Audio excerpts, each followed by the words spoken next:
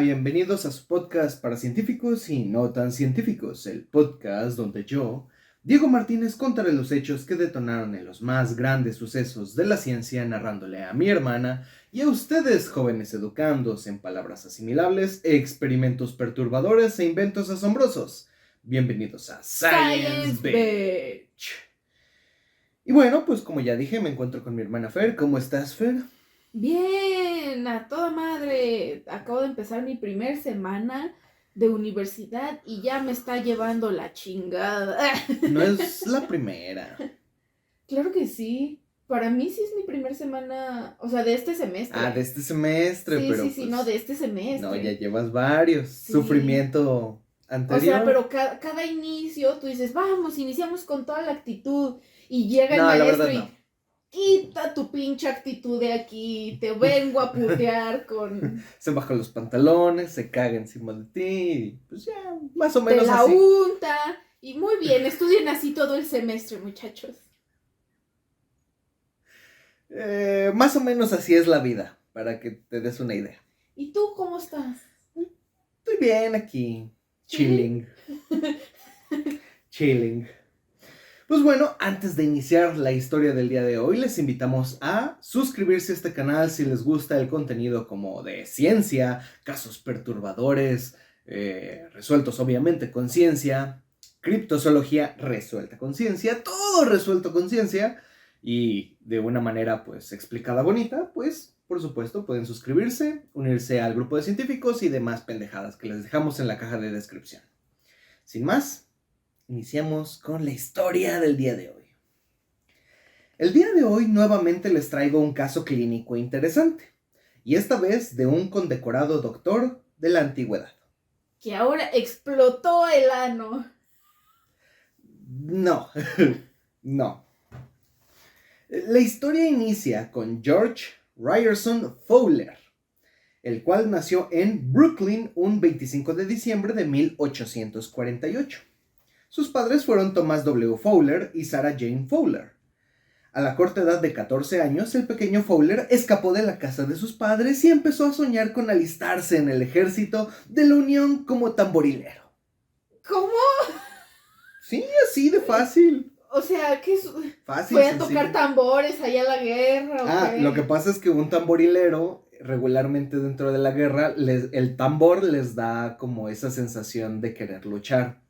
Y de hecho, muchas bandas de guerra, por eso son bandas de guerra, tienen su tamborilero. Como esas cosas que te dicen que si te pegas en las rodillas te van a dar la sensación de cagar o cómo.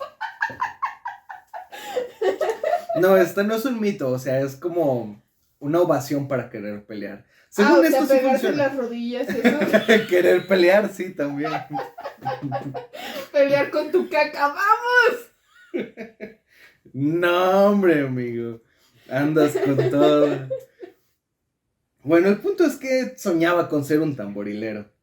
Tras algunas noches de insomnio en el sótano infestado de ratas de una casa abandonada en Manhattan, parece que se pensó mejor este plan y decidió una vida de confort caribeño y pensó que no era mala idea después de todo. Se convirtió en reggaetonero.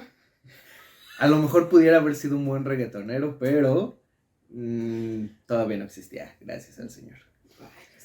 A Fowler también le llamaba mucho la atención la tecnología, y más con la venida de hecho de los telégrafos, por lo que empezó a aprender todos los rubros como telegrafista, mientras vivía en el sótano abandonado. Como todo niño rata a día de hoy. Básicamente. Después de cierto tiempo de trabajar largas jornadas decodificando mensajes, el de telégrafo, ganó suficiente dinero para estudiar una carrera que le llamaba aún más la atención: medicina. La razón fue que no había olvidado su sueño de participar en la guerra, por lo que en ocasiones fue invitado a ayudar a algunos cirujanos con el punto de atender a muchos heridos de metralla y amputados de guerra, lo cual cimentó su decisión de estudiar para ser todo un galeno. Posteriormente asistió a la Facultad de Medicina del Hospital de Bellevue y enseguida empezó a ejercer la medicina general en Brooklyn, obviando el tradicional periodo de prácticas porque pues era relativamente pobre, de hecho. Y para las prácticas tenías que transportarte y pagar. Descrito como enérgico, inquisitivo y altruista, Fowler trató a pacientes con enfermedades médicas y quirúrgicas al principio de su carrera. Ejerció en los dispensarios de Brooklyn hasta su primer puesto oficial como cirujano en 1882 en el Hospital de St. Mary de Brooklyn, lo que le llevó a trabajar en otros hospitales de hecho de la misma ciudad, como el Hospital Metodista Episcopal de Sydney, donde pasó la mayor parte de su carrera. Nunca perdió el interés por las telecomunicaciones y mucho antes de la llegada del teléfono, creó una red telegráfica privada que enlazaba las farmacias locales con el hospital o los hospitales en el que él trabajaba. Entonces, si necesitabas algo y le pasabas el dato a las farmacias de otros lugares. Necesito penicilina. Penicilina, pues venga. Tráiganme una inyección de penicilina. Básicamente. Aparte de con los consultorios médicos, se comunicaba por telégrafo. Pudiera ser quizás, de hecho, el primer servicio electrónico de urgencias del mundo. Entonces, está como interesante eso. Fowler se convirtió en uno de los principales cirujanos de Nueva York, una autoridad en cirugía abdominal y en particular en la operación de apendicectomía, quien fue pionero en hacer cirugías con material estéril. Recordemos que mucho antes no se creían en los microbios y pues se hacían con... Ahora sí que salía de una cirugía y con el mismo material, chingue su madre. Y así. De uno a otro. Ajá. No, él sí los esterilizaba con químicos. También introdujo en América la idea de formar al público en primeros auxilios. O sea, que todos supieran primeros auxilios para que no nos muriéramos, porque no todos serían primeros respondientes y pues ese tiempo al parecer era vital, según Fowler. De hecho, tras observar un plan similar durante sus viajes por Europa, que Europa ya lo había puesto así. Después de operar mucho, el doctor Fowler determinó que los pacientes que sufrían de peritonitis por una apendicitis complicada, o sea, básicamente el apéndice reventaba y se llenaba de caca todo el abdomen y entonces pues se ponía séptico el paciente porque las bacterias pasaban a su sistema y bueno, pues se morían a la chingada. Se hacía un pastel de caca dentro. Básicamente, así de fácil. El punto es que morían de sepsis y podían de hecho de ser tratados de una mejor manera y Fowler identificó esto. Ponía al paciente en una posición elevada y el paciente se ponía en sedestación erguido a 60 grados, o sea, sentado un poquito inclinado hacia atrás. Esta posición en especial podía mejorar sus probabilidades de sobrevivir y como tal, entonces, esta posición fue llamada posición de Fowler. Es la posición que, de hecho, al día de hoy casi todos los pacientes ingresados en un hospital occidental tienen. Y se ponen las indicaciones posición de Fowler o posición semi-Fowler, que es en vez de 60 grados a 30, un poquito más acostados. Y bueno, eso es como tal lo famoso que llegó a ser este médico. Porque incluso hasta el día de hoy su posición se sigue poniendo en los pacientes. Pero, de hecho, no estamos aquí para hablar de esto, sino de un caso clínico muy interesante que le llegó a sus manos a este afamado cirujano. Ok. El caso fue publicado en el Brooklyn Medical Journal y dice así. El 2 de febrero de 1888, el Dr. Fowler hizo una presentación en una reunión de la Sociedad Quirúrgica de Brooklyn. Le acompañaba en el escenario un joven que parecía estar en perfecto estado de salud. El Dr. Fowler lo presentó como un antiguo paciente suyo y luego contó una historia que dejó a gran parte de su público sin palabras de la admiración. El hombre de 30 años de edad fue herido de gravedad en una riña. Fue hospitalizado el día 13 de mayo con una aparente herida de bala. No era como tal cualquier herida de bala, sino que una que había sido hecha a corta distancia. ¿Sí? No es lo mismo que te disparen de lejos a que te disparen de cerca. Los estragos, quemarropa, pues. Exacto, a quemarropa los estragos son más feos. De hecho, la boca del cañón casi tocaba la piel, por lo que se podía observar las impregnaciones de pólvora en el sitio donde había sido detonado el proyectil. Era un milagro que el hombre siquiera hubiera llegado al hospital con vida, justo para ser operado por el mismo Dr. Fowler. Verán, la bala había entrado por el hueso frontal. En pocas palabras, el proyectil había dado contra la frente del hombre. Y por si fuera poco, había una segunda bala, la cual había entrado en el canto interno del ojo derecho, desgarrando la parte inferior y posterior del seno paranasal frontal de ese lado.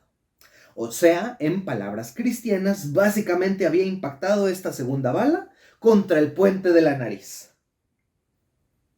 Aquí les dejamos, de hecho, una imagen representativa. Los 2 puntos rojos fueron donde golpearon las balas y están enumerados como 1 y 2, siendo estos el primer y segundo disparo. Básicamente, pues así. Uy, dientes que no quedó lobotomizado. Ahorita tendrás Déjame tus propias continúo. conclusiones. Ok.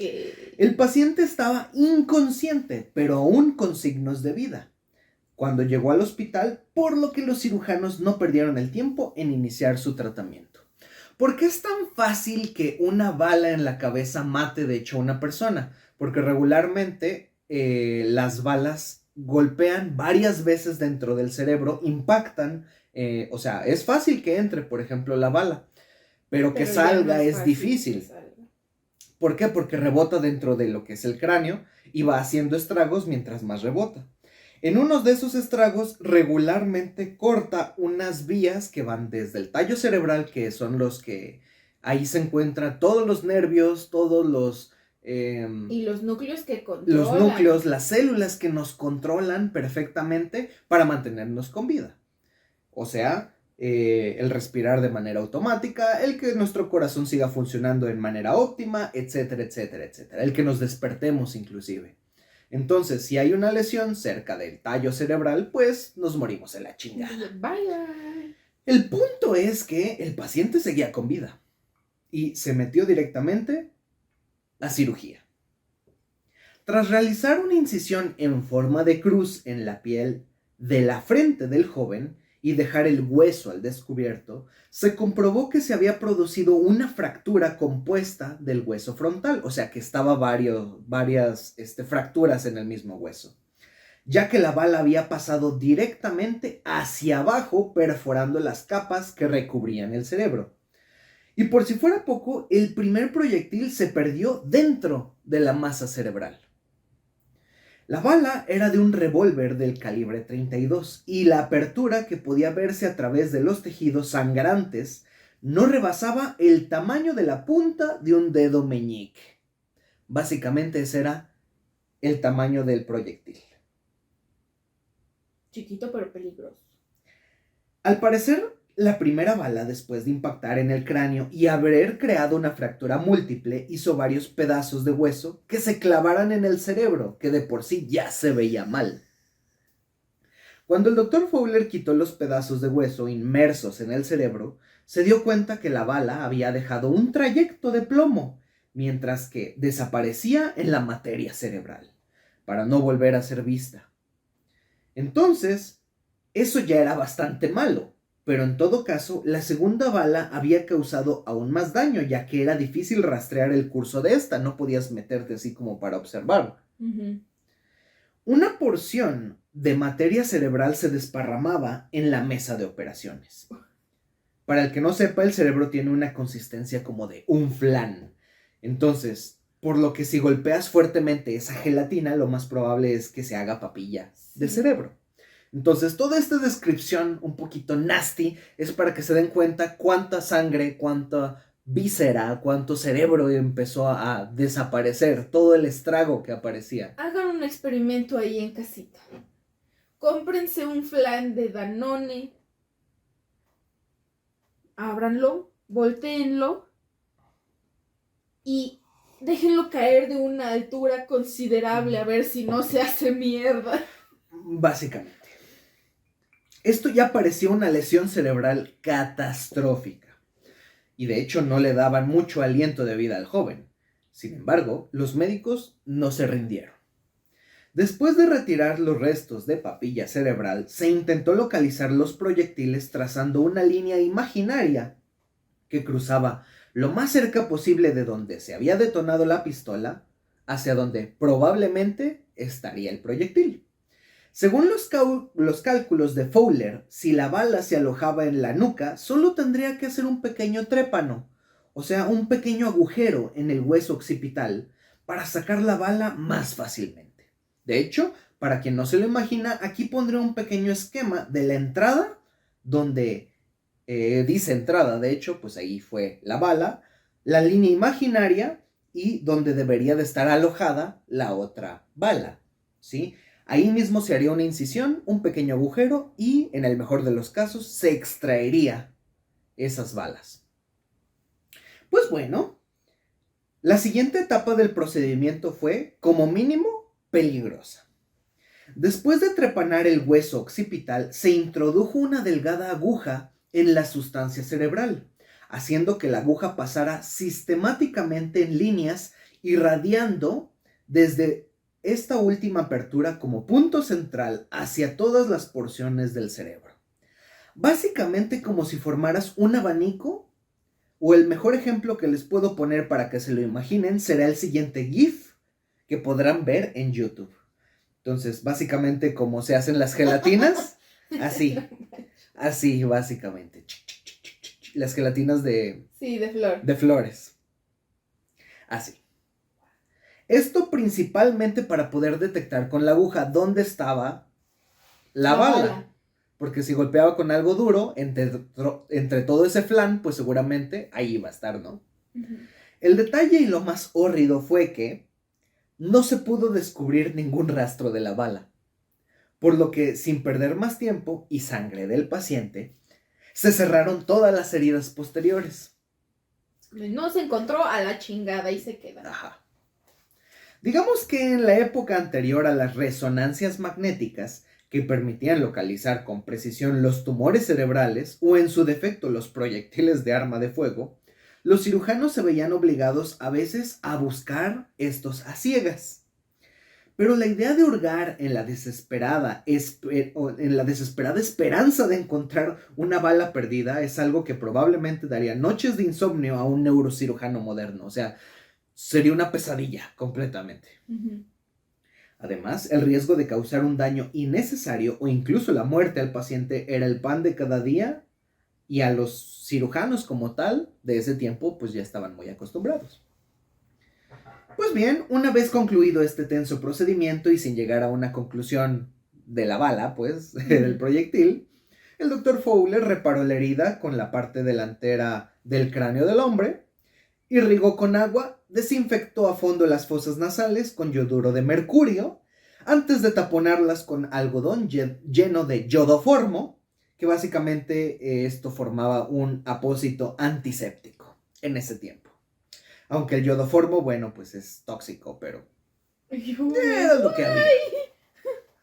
No se encontraron las balas, ni la primera, ni la segunda, ni tampoco se hizo nada después de esto. Los médicos solo se sentaron a esperar. Probablemente la muerte del paciente. Y viendo. Y esperando. 3 semanas, el paciente, o sea, 3 semanas después, el paciente se levantó de su cama. Y no solo eso, sino que ayudó en las salas del hospital para pagar su operación porque no tenía dinero. Hola, Josué. ¿Qué pasó aquí? Posteriormente a esto dejó el hospital el 7 de junio, completamente curado y en posesión de todas sus facultades, tanto mentales como físicas. Está medio extraño, ¿no? La única diferencia que se pudo encontrar fue que las pupilas, o sea, las 2 aberturas que tenemos en los ojos para poder observar, que como tal permiten el paso de luz dentro del ojo, eran de diferente tamaño ahora. Una era más grande que otra, siendo la izquierda comparativamente más grande que la derecha. Esto es el único indicio de alguna alteración, si es que ésta se encontraba después de la lesión o producida por la lesión, porque pudiera ser que ya lo tuviera antes. O sea, recordemos que venía inconsciente. Ajá, nunca le vieron los ojos. Exactamente. Ahorita ya cuando una persona viene inconsciente, lo primero que se hace es los ojos.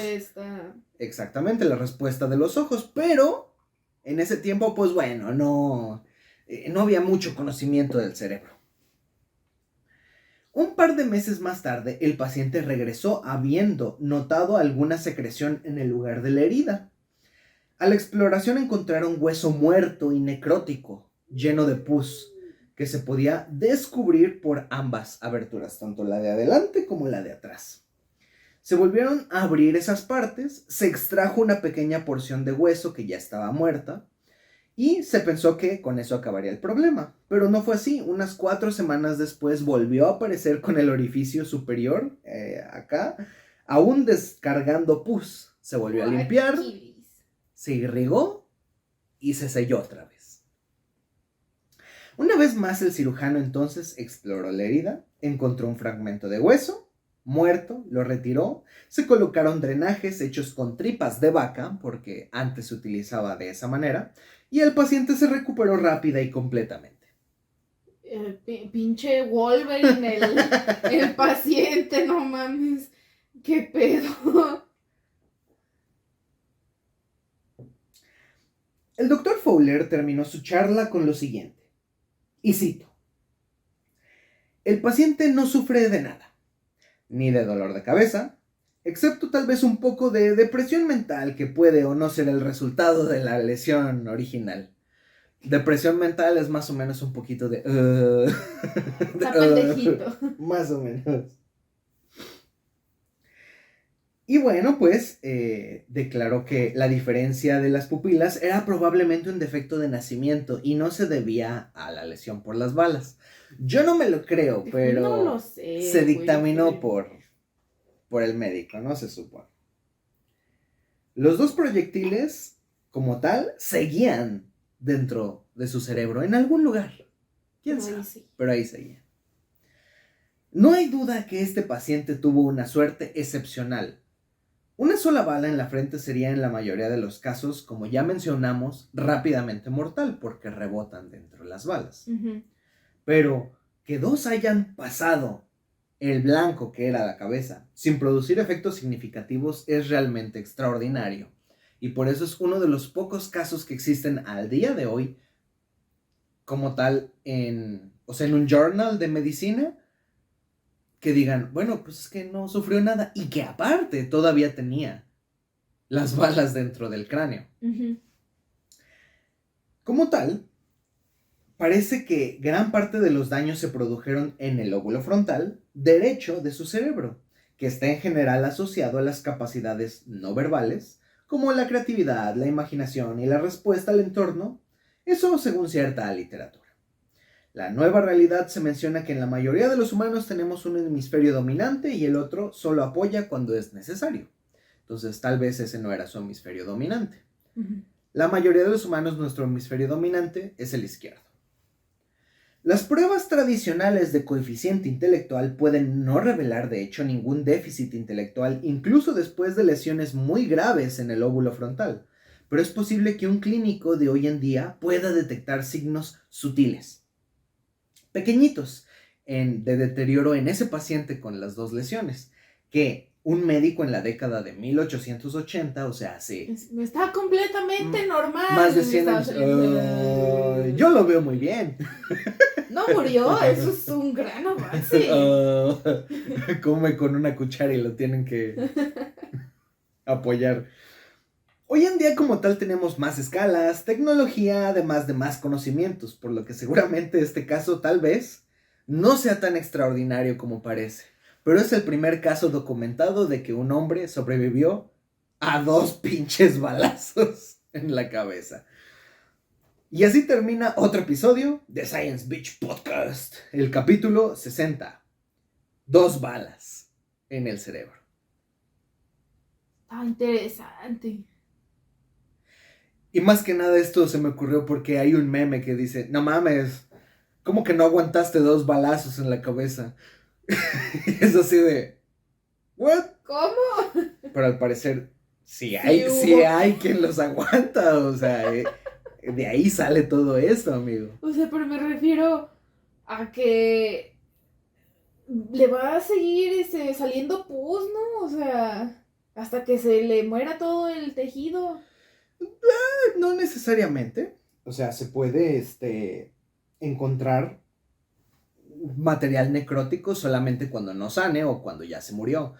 Pero muchas veces no es así. Pues luego, ¿qué tal si se le pudren las balas allá adentro? ¿No se puede?